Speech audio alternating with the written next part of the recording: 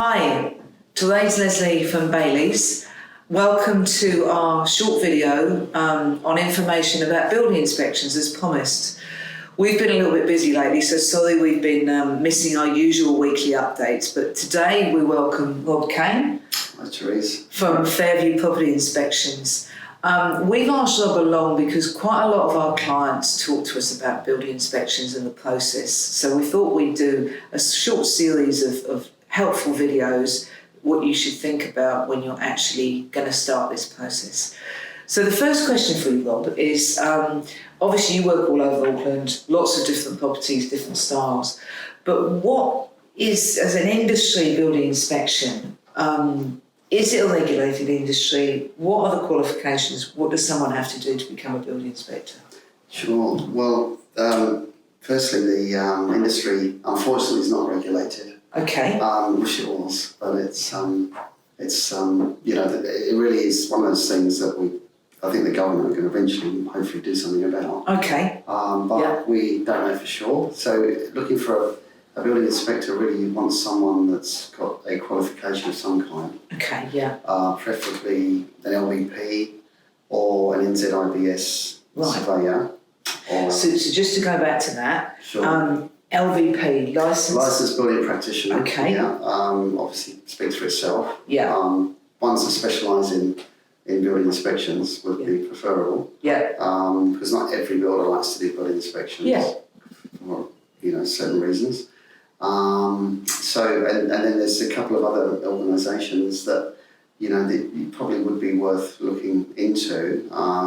And NZIBS is one of them. So that's New Zealand Institute of Building Inspection. Yeah. That's right. And then there's the BOINZ, which is the Building Officials Institute of New Zealand. Okay.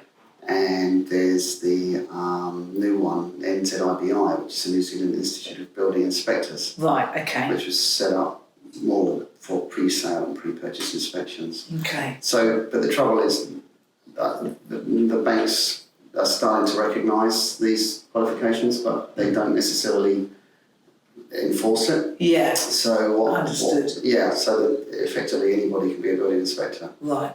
Okay. So it's something to watch out for. Yeah. And it's good, and I take it all of these organisations will have a website. So if someone wants to go and check credentials, they can just go onto the website. And that's right. Oh, that's cool. Yeah. And leading on really to the other main thing I wanted to ask you today is obviously purchasers want to have a building inspection done because they want to make sure that the house that they spend a lot of money on has actually got no defects and faults. Sure. So there's many things they cover, and we can talk about it in more detail next week. But for today, if you're purchasing and you're buying, how should you select your building inspector and what should you ask them to do? Are there different types of inspection you can have and costs associated with it? Yes, there are. There's obviously, as most people have heard of the leaky building syndrome. Yeah. A lot of people are quite nervous about buying properties with plaster or certain different types of monolithic cladding. Yeah. Which predominantly between 1993 and 2004, those houses were built without treated timber quite often. Yeah. Without a cavity system.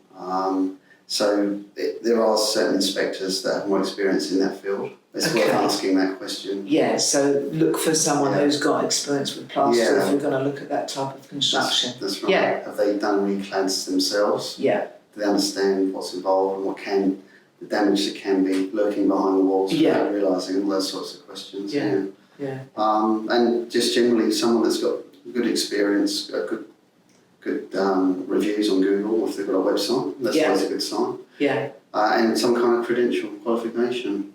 Yeah. Brilliant. Yeah. Brilliant.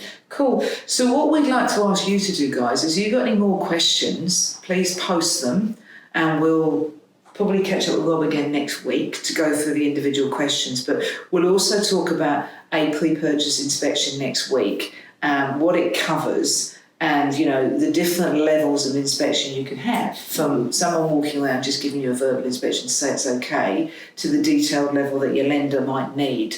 So as I say, post any questions and we'll talk to Rob about it. Thanks for your time today by way of introduction, and keep tuned. So we'll next thrilling instalment next week. Thanks.